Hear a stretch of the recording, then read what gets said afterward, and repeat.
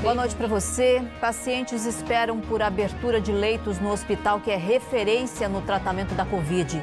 Começaram a valer hoje as restrições para reduzir a circulação das pessoas em Campo Grande. Em Dourados, Justiça determina que o município aumente a capacidade de atendimento. Veja essas e outras notícias agora no MS2.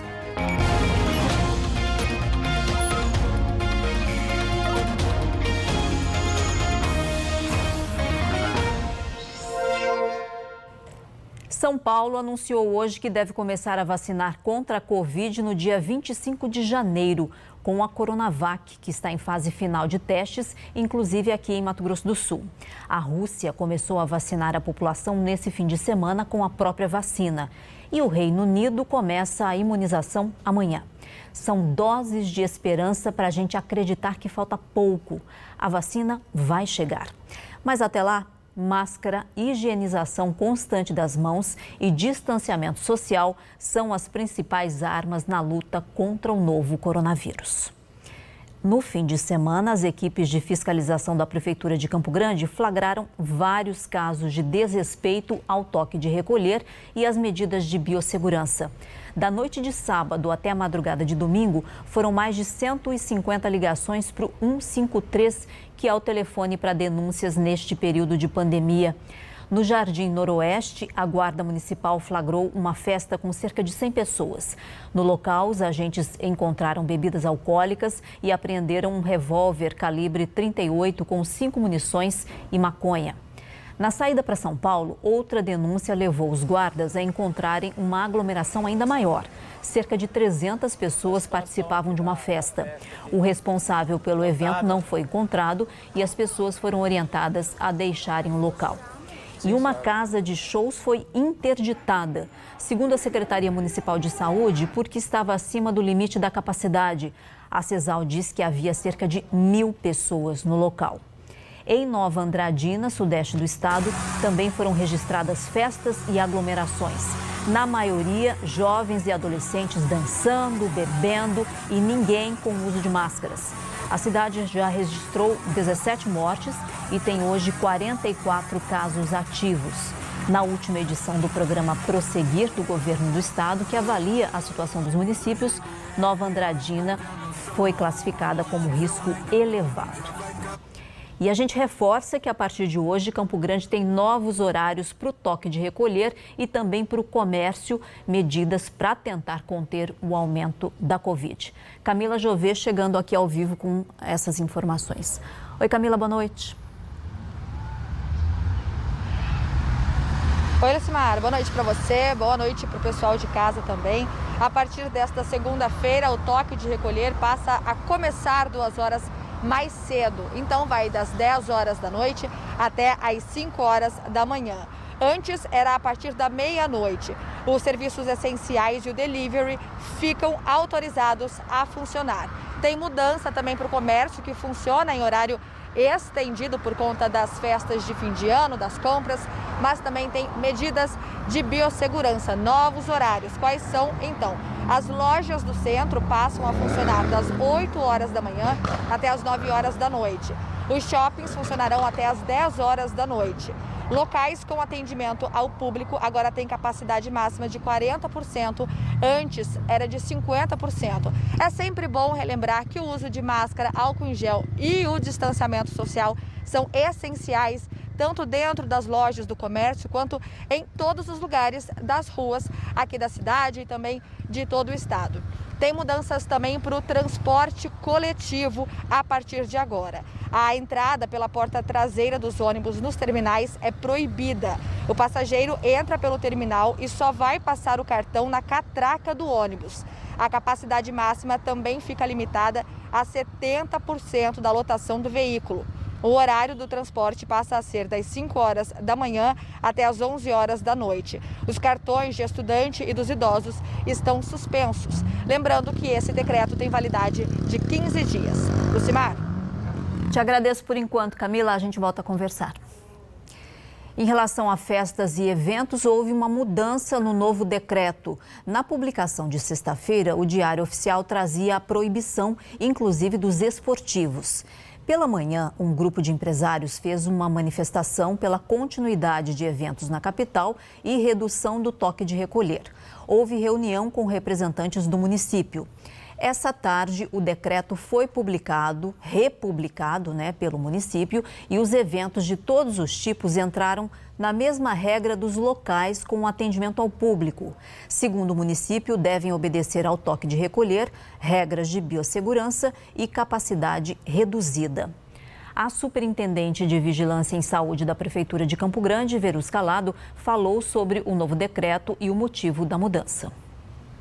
A necessidade da gente fazer uma nova redação do decreto que estipula medidas restritivas na capital para que ficasse fácil o entendimento, principalmente para algumas atividades econômicas. Então, houve mudança, sim, nesse novo decreto publicado, para facilitar tanto o entendimento para a população como para a equipe de fiscalização que estará nas ruas. Então, o que precisa ser levado em consideração por todas as atividades econômicas que estão liberadas a funcionar é em relação à capacidade máxima permitida dentro dos estabelecimentos, que é de 40%, além, claro, de outras medidas que já estavam colocadas no decreto anterior. Bem, e o que mais temíamos começou a acontecer. Nesta segunda-feira, 15 pacientes estão internados em UPAs, aguardando transferência para o Hospital Regional, que é a referência no atendimento à Covid, mas está lotado. Vamos ver. A mulher de Erickson está internada em estado grave há mais de 20 dias por causa da Covid-19. Luana só tem 26 anos. Ela é jovem, fugia de todos os grupos de risco, né? Apesar de ter uma hipertensão, mas estava controlada. Ficou uma semana indo no médico, na UPA, de início achando que era uma sinusite, achando que era uma pneumonia normal.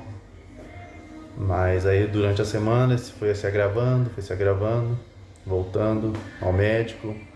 Ela está entubada, ficou 2 semanas no Hospital Regional e, por não transmitir mais a doença, ela foi transferida para o Hospital do Pênfigo. A família preferiria que ela ficasse no Regional, mas sabe que a manobra foi importante para liberar um leito de UTI para outro paciente também em estado grave. Erickson sabe o quanto foi importante ter um leito disponível quando a mulher começou a passar mal. É difícil para nós, para a família, né? Porque nesse estado de Covid eles ficam em isolamento. Não podemos ver, a família fica sem notícias diárias, né? A única notícia que temos é de boletim, uma vez ao dia. Os médicos até tendem a atender a família, tudo, mas é muita gente que está chegando lá agora. Os hospitais estão ficando lotados. Quando a Luana, a mulher do Erickson, precisou ser internada, a taxa de ocupação de leitos não estava como agora. Na última semana, o número de pessoas internadas em todo o estado aumentou 28%. O Hospital Regional, referência no tratamento da Covid-19, abriu 20 novos leitos de UTI nas 2 últimas semanas e, mesmo assim, continua lotado. Todos os 110 leitos estão ocupados e nesta segunda-feira, pacientes estão na ala vermelha do hospital aguardando uma vaga na UTI. Nós estamos com pacientes na nossa sala vermelha, que é a sala de transição, esperando essa vaga de CTI. E também temos pacientes nas UPAs que precisam vir para o hospital, mas devido a essa superlotação, nesse atual momento, a gente não está conseguindo absorver. De acordo com a diretora do regional, a situação é muito grave. O paciente que ele entra no CTI, ele vai demorar 14 dias para sair do CTI, o leito é dele, só depois de 14 dias que eu vou conseguir colocar outro paciente. E nessa última semana nós tivemos um aumento expressivo dos números de casos, da gravidade do caso, e realmente, por mais que a gente consiga abrir leitos, eles vão faltar. Falando em números ainda, no dia 30 de novembro, eram 450 pacientes internados no Hospital Regional. 6 dias depois, esse número passou para 576. Já na UTI, o aumento foi de quase 22%. E eu vou voltar agora a falar ao vivo com a Camila Jovic, que tem outras informações sobre a situação atualizada lá no HR. Camila, por favor. Pois é, Lucimar, assim como foi com a primeira onda da Covid-19, agora o HR decidiu suspender temporariamente o atendimento a outros pacientes que não estão com a Covid-19. Com o aumento considerável do número de casos nas últimas semanas, a regulação passou a encaminhar para o HR somente pacientes com Covid-19. E como a gente viu aí na reportagem, mesmo assim, a situação é crítica. Outros casos estão sendo encaminhados para os demais hospitais. A rede particular também se mobiliza para aumentar a capacidade de atendimento a pacientes com a Covid-19. A Cacemes começou a receber neste início de semana material para a montagem de um novo hospital de campanha com 30 leitos de terapia intensiva. Lucimar. Agradeço suas informações, Camila. E já estou aqui com o programa no sistema do Governo do Estado, da Secretaria Estadual de Saúde, que mostra a situação dos leitos. Então, para a gente ter uma noção mais exata, olha, de Campo Grande, mostrando aqui os leitos gerais, está em 95% praticamente, ali no último nível, muito crítico. E olha a situação dos leitos de Covid, gente. A gente veio mostrando ao longo da semana passada 101%, 102% e agora já está em 109%, que é exatamente isso que a gente está mostrando. A situação já está além da capacidade de atendimento do hospital. Vamos agora para Dourados, porque a Justiça pediu para que sejam disponibilizados mais leitos públicos para o tratamento da Covid-19 lá na segunda maior cidade do estado. Caio Nogueira chegando ao vivo aqui com a gente. Oi, Caio, boa noite. Oi, Lucimar, boa noite para você, para todos que nos assistem aqui no MS2. Olha, depois de demonstrações de aparente colapso na saúde aqui de Dourados, devido aos números altos que estão sendo registrados de casos da Covid-19, a Justiça determinou então que a Prefeitura reative leitos para pessoas com a doença, com a Covid-19. Esse pedido ele foi feito na semana passada. O juiz José Domingues Filho, da 6ª Vara Civil, ele determinou então a disponibilização desses leitos para as pessoas que estão com a Covid-19 e também determinou a contratação de funcionários da área da saúde que estejam preparados para o serviço. A gente lembra e reforça que Dourados já foi o epicentro da doença e o município com mais casos confirmados aqui em Mato Grosso do Sul. Hoje o município tem 10.502 casos da Covid-19 desde o início da pandemia e já soma 127 mortes também desde o início da pandemia. Olha, o juiz ele também determinou que o Estado se corresponsabilize pelo apoio material e também pela parte técnica dos hospitais de Dourados que forem habilitados e vierem a se habilitar para a abertura de leitos de UTI adulto para a Covid-19, providenciando não só os materiais, os insumos e os itens necessários, mas também se responsabilizando pelo auxílio na contratação dos profissionais de saúde para este caso. As determinações elas devem ser realizadas sob a possibilidade de pena de multa diária e também crime de desobediência. Nós entramos em contato com a Prefeitura de Dourados para que eles nos dessem um retorno sobre esse caso, mas hoje é ponto facultativo na cidade e nós ainda não tivemos nenhum retorno deles, Lucimar. Te agradeço as informações, Caio. Obrigada. A Secretaria de Saúde informou por meio de nota que o secretário Geraldo Rezende deve se reunir na próxima quarta-feira com representantes da Prefeitura de Dourados para analisar toda essa situação. A previsão é que sejam abertos mais 10 leitos de UTI no Hospital da Vida e mais 10 no Hospital Universitário. Vamos dar um panorama geral agora dos números da Covid. Passamos de 105 mil casos de Covid, apenas 23 novos casos apareceram no boletim desta segunda, mas o secretário estadual de Saúde diz que uma instabilidade no site do Ministério da Saúde e novas normativas do Ministério dificultaram o registro dos casos pelos municípios. Os dados devem ser atualizados amanhã e a gente segue acompanhando. Agora vamos aos números de mortes provocadas pela doença. Chegamos a 1.841 vidas perdidas para a Covid-19. Foram 8 no último boletim, 4 em Campo Grande, 2 em Dourados. Naviraí e Aquidauana registraram uma morte cada. Dessas 8 mortes, 3 pacientes não tinham nenhuma doença pré-existente, aquelas chamadas comorbidades.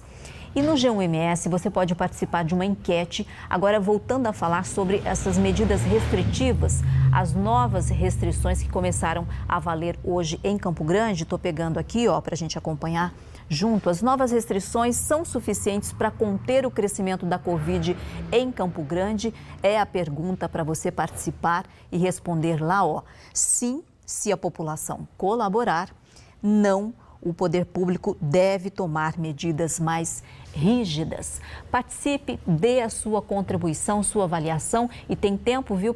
Porque o resultado a gente vai divulgar amanhã no MS1 com a Bruna Mendes. Imagem do dia desta segunda-feira. Na capital está sendo feito trabalho para tapar a cratera que se abriu na Avenida Interlagos. A prefeitura informou que uma nova tubulação já foi instalada no local. São aproximadamente 20 metros. E agora está sendo feito um novo aterro para fechar a cratera. O buraco surgiu com a chuva forte de sexta-feira, houve vazamento na tubulação e o asfalto cedeu. A previsão é que o trabalho seja concluído na quinta-feira.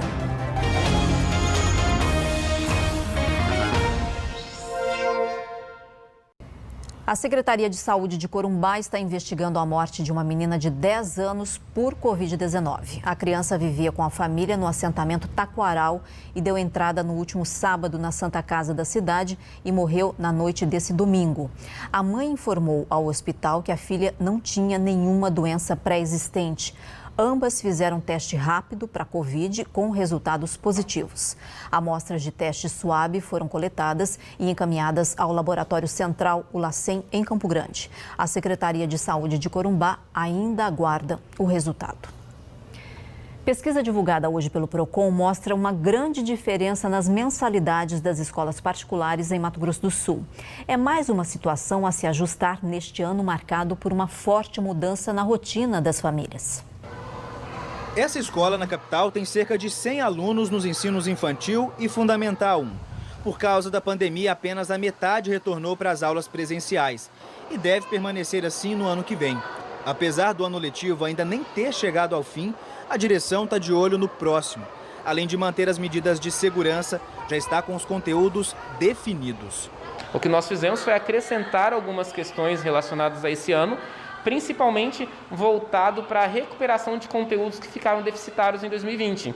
Então, conteúdos pedagógicos, na nossa escola nós teremos a carga horária aumentada para algumas disciplinas. Essa outra escola trabalha apenas com o ensino fundamental. Pertence a uma rede de ensino e será inaugurada no ano que vem. Por causa da pandemia, as salas vão funcionar com 50% da capacidade. A unidade tem muitos espaços amplos, adaptados para receber conteúdos fora das salas, promovendo maior distanciamento entre os alunos. Outros itens do plano de biossegurança também serão respeitados, como medição de temperatura, utilização da máscara e álcool em gel. Uma preocupação é com o conteúdo. Alunos poderão receber reforço caso haja necessidade. E para tentar manter os alunos que já estudam na rede, não haverá aumento no valor da mensalidade. Junto com as famílias que já estudam, que já têm um vínculo com a escola, manter os mesmos valores. Foi, na verdade, uma contrapartida às famílias que entenderam a situação ao longo do ano. E para as novas matrículas, a escola teve o reajuste normal mesmo de inflação de mercado, nada além disso. O preço das mensalidades é algo que deve ser muito bem observado pelos pais. O Procon fez um levantamento em 57 escolas particulares de Campo Grande, dos ensinos fundamental e médio, e descobriu variações que vão de 111% no caso do 9º ano, a quase 470% em relação ao Fundamental 1. Mas a diferença nos preços pode variar 180%, 260%, dependendo da série e da escola. Os preços das mensalidades escolares são diretamente proporcionais aos custos das instituições de ensino, bem como os investimentos feitos durante todo o ano, seja na estrutura física, seja na questão dos equipamentos utilizados para as aulas. Sobretudo no momento de pandemia, que houve grandes investimentos para a transmissão dessas aulas para os alunos em casa. Natália é um exemplo do quanto a diferença de preço pode ser determinante. Ela precisou tirar as 2 filhas das escolas onde estudavam. Uma foi para a rede pública e a outra para uma escola particular com custo menor. A mais nova, de 2 anos e 8 meses, não passa por processo de alfabetização ainda, então foi mais fácil. e a mais velha precisei trocar de escola até eu encontrar uma outra que realmente coubesse nas condições. Se você quiser conferir a pesquisa do Procon com os valores das mensalidades escolares, acesse lá g1.com.br/ms, tem uma reportagem com um atalho para a pesquisa. Outra pesquisa divulgada hoje é a da cesta básica e, mais uma vez, o tomate e o óleo de soja foram os dois vilões no levantamento feito pelo Diese. Campo Grande registrou a segunda maior alta entre as capitais que entram nesse levantamento. A analista técnica do escritório do Diese aqui, Andréia Ferreira, comentou sobre o resultado. A pesquisa da cesta básica realizada pelo Diese em Campo Grande no mês de novembro, mês em que voltamos a fazer coletas presenciais na capital, teve variação de 13,26% na comparação com o mês de outubro. Com um custo total de R$ 589,08, a diferença em relação ao mês anterior foi de R$ 68,96. Na comparação com novembro de 2019, a diferença é ainda maior, 39,57% em números percentuais, ou R$ 167,02. As variações climáticas afetaram o preço do tomate, que foi o item que registrou maior variação de preços nesse mês, 60%. O preço médio do quilo do fruto foi de R$ 6,00, mas em um ano, o óleo de soja foi o produto com maior variação de preço, 117,08%. Em 2019, o consumidor pagava em média R$ 3,37 pela garrafa PET de óleo. E hoje o preço médio está na casa dos R$ 7,31. A tendência é que os preços permaneçam nesse patamar elevado, considerando a valorização do dólar e as exportações. Essa nova alta elevou para 60,94% o comprometimento do salário mínimo líquido, que é o salário descontado à previdência daqueles trabalhadores que recebem um salário mínimo. Nesse caso, sobram R$ 377,55 para o trabalhador sobreviver até o próximo pagamento. A nossa segunda imagem do dia vem de Nova Andradina. Voltou a chover na cidade nesta segunda-feira. As imagens mostram como está a erosão na rua Espírito Santo. A prefeitura da cidade havia feito obras com tubulação para a captação das águas das galerias pluviais. Com a chuva da semana passada, o sistema não suportou o volume de água e abriu essa cratera aí. Hoje, ela está com aproximadamente 25 metros de profundidade. Uma casa bem ao lado foi interditada. A prefeitura da cidade informou que está tomando as medidas para solucionar essa erosão.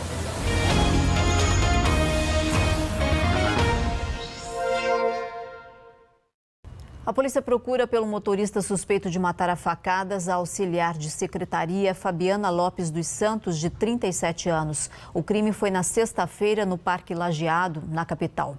Oswaldo Nóbrega tem os detalhes. O principal suspeito do crime tem passagem por violência doméstica e chegou a ser julgado pelo assassinato da ex-sogra em 2018. Vantuir Sonchine da Silva, de 43 anos, estava preso e foi colocado em liberdade por decisão da Justiça em setembro deste ano, por ser dependente químico e sofrer de transtornos mentais. Foi considerado inimputável para responder pelo crime. Segundo a polícia, Fabiana Lopes dos Santos, de 37 anos, se reaproximou do ex-marido por causa dos filhos do casal, mas não queria nenhuma reaproximação, nenhum relacionamento com ele. Por isso, teria sido ameaçada e perseguida e pediu medidas protetivas contra o ex-marido. Fabiana foi assassinada com 19 golpes de faca na noite da última sexta-feira no Parque Lajeado, região sul de Campo Grande. O corpo dela foi enterrado nesse domingo. Este ano, 35 mulheres foram vítimas de feminicídio em Mato Grosso do Sul, 9 casos a mais na comparação com o mesmo período do ano passado. Na Estrada Parque, em Corumbá, um acidente matou uma idosa de 78 anos. Segundo o boletim de ocorrência, o motorista disse que perdeu o controle do veículo depois de ficar sem freio. Além da idosa, na caminhonete estavam outras 3 pessoas. Elas tiveram ferimentos leves. Previsão do tempo agora, choveu forte em Ivinhema, no sul do estado, foram 99 milímetros em 24 horas.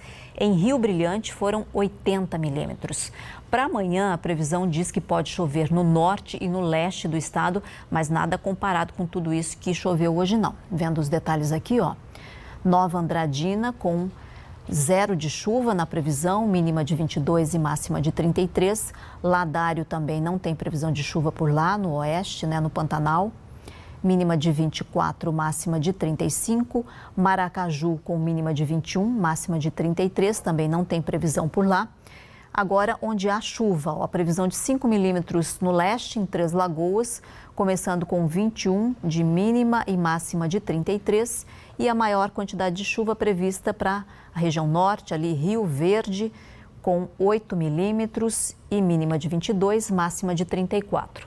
O tempo segue instável em Campo Grande, com possibilidade de pancadas de chuva ao longo da semana. Vendo aqui, para esta terça, previsão de 8 milímetros, máxima de 32 graus. E aí, ao longo da semana, mais chuva ali prevista para quinta-feira, 10 milímetros.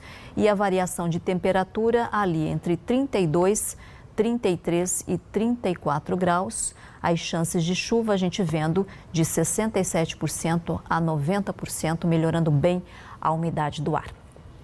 Tem outras notícias de Mato Grosso do Sul para você lá no G1MS e a gente encerra com imagens ao vivo ali da região central de Campo Grande, do comércio, que tem novo horário previsto para hoje. Lembrando que o toque de recolher começa às 10 da noite até 5 da madrugada. Boa noite para você, a gente volta a se encontrar amanhã. Todo mundo na paz, com saúde.